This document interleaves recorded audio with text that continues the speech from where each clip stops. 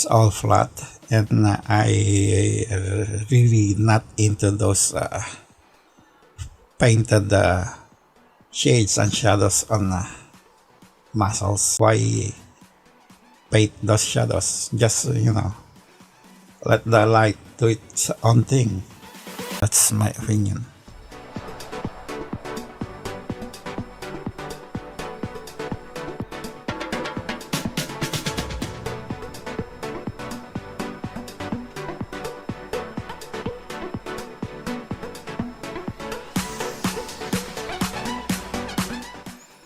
This is supposed to be numbered, and I'm supposed to get number 5, and should come with the certificate of authenticity, but it wasn't in the box, and I couldn't find any numbering on the statue or the box either, so I might have to ask Warona about it.